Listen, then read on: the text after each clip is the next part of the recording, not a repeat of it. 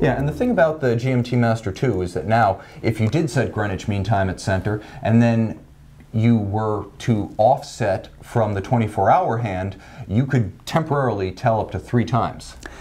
Absolutely, a little bit more complicated to do, but the functionality is there, and that's what defines these watches as tool watches. They serve a purpose, and they do it well, without fail. Precisely. Rolex has become a luxury manufacturer, but it has not retired the model lines that were invented for professional purposes, and I think maybe no watch here is more indicative of that than the very specialized Explorer II. I mean, could you just explain to us originally in the early 70s who this watch was designed for? Yeah, so this watch, if you notice, does have another 24-hour hand. That being said, it's not with the same parameters as indicating different time zones at the same time. This is for people who are, for example, spelunkers, cave divers, where they're in conditions with no light for days on end. So if your clock says, 10 o'clock, how do you know if it's 10 a.m. or 10 p.m.? Yeah. You have that 24-hour hand, which lets you know if it's in the first half of the day or the second. So extraordinarily functional. And the beauty of that is that we see the next generation, actually 2 generations later, where the watch has lost none of its character and charm with a more modern case size and increased functionality. Yeah, just to kind of review what we've seen here, we just saw the 1655, that was the first generation Explorer II. The one we saw was actually a very special early vintage version, alternately known as the Steve McQueen, the Orange Arrow, and the Needle Seconds. But this is what the watch looked like in its first 2 years of production in 1971 and 72, maybe the very leading edge of 1973. But the key thing here is that although called the Steve McQueen, and I think we all acknowledge that there is no photo of him wearing it. So that's just a term of art among Rolex collectors. Now that's the 1655, but what we have here, again, is the latest generation. Now this generation is the current Explorer II Black Dial. It came out in 2011, and enthusiasts immediately started calling it the Steve McQueen. Absolutely. It has some of the same characteristics, the Black Dial with the ghost hands, where you can't really see where the hands stem from the center. Just a cool little touch. This is also one of the larger watches that Rolex has ever produced. It's a 42 millimeter case, where most of their sport watches to this day are 40 millimeters.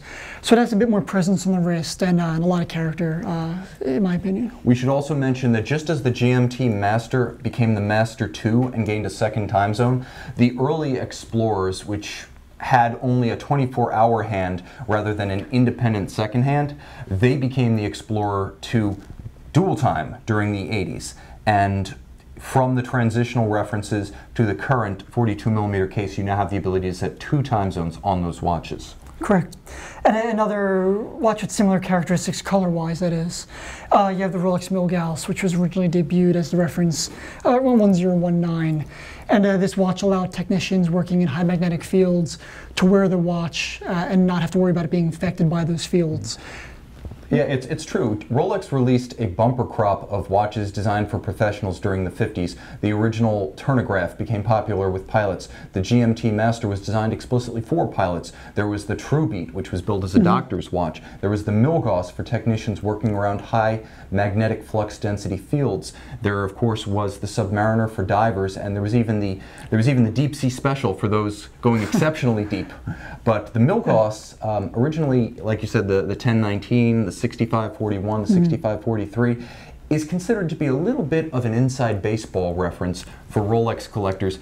But I think one of the most special features of that watch is that even though people working inside particle accelerators might be the most specialized occupation Rolex has ever planned for, the dateless dial of that Milgauss makes it the most versatile, potentially, of Rolex sports watches. Absolutely, and it's just so balanced without that date as well. It's just very symmetrical, and it's a no-nonsense kind of watch, which I appreciate fully, and I'm sure the people working in the field do as well. Very much so. That's the one you can wear with your radiation suit and your business suit.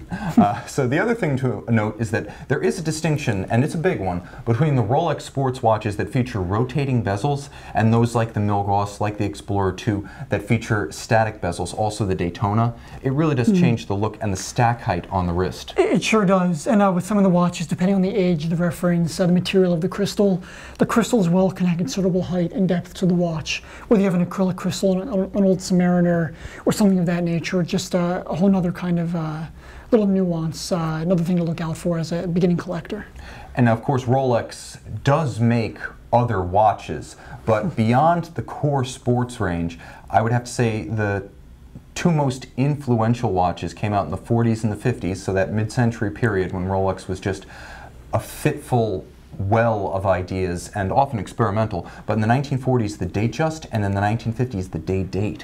Yeah, these are two of my favorite all-time watches, regardless of the manufacturer. What you can see Tim's holding is a two-tone reference 16233. And this watch, despite being from the mid-1990s, could easily pass for a watch from the 50s or 60s. You know, you have the iconic Jubilee 5-link bracelet, two-tone stainless steel and 18-karat yellow gold with a fluted bezel. It screams old school, it screams a period piece, and it's just something romantic and fun about that. And this one is updated with a sapphire crystal and gold-applied Arabic numerals. And it's also important to note that the Datejust is a little bit of a chameleon. I would say that within the Rolex catalog, first of all, it's probably their most successful numerically automatic jump date watch, but it can go from almost a sports watch with a loomed dial, an oyster bracelet, all stainless steel, to a dress watch in solid precious metal with a Jubilee bracelet and an unloomed gold set dial. Not to mention options with diamond bezels, pearl. Yes. There really are so many configurations, and it makes that watch extraordinarily special. The big brother to the Datejust, which is just incomparable, is the Rolex DayDate, which we saw introduced in the late 1950s. This watch was the first watch to display the date and day of the week in full. Available in over 26 languages. It's really just a commanding watch, has a lot of presence. That 3-link presidential bracelet is extraordinarily iconic and just carries, as I said, a lot of presence with it. This one I love, yellow gold bracelet, case, champagne dial, also with a Spanish day indication.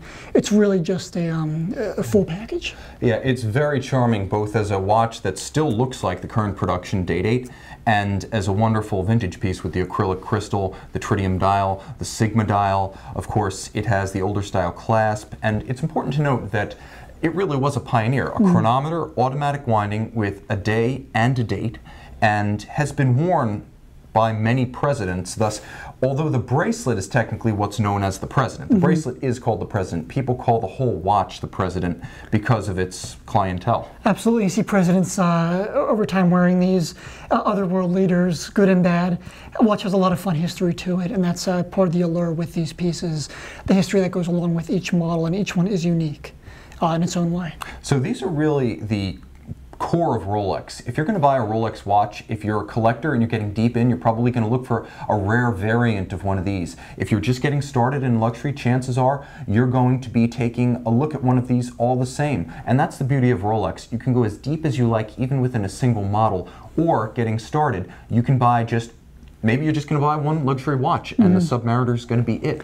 And what's great to know, as we discussed earlier, the Submariner really has not changed that much over time, and it still will not change that much moving forward.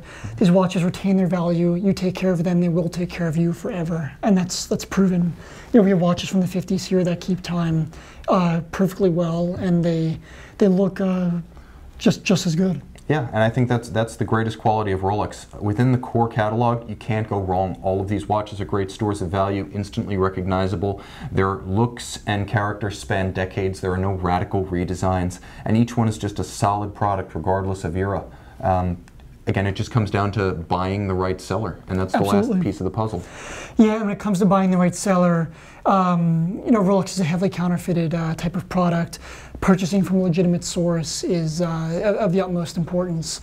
And by legitimate source, one automatically goes to an authorized dealer, a dealer whom Rolex backs and gets, sends the watches directly for sale.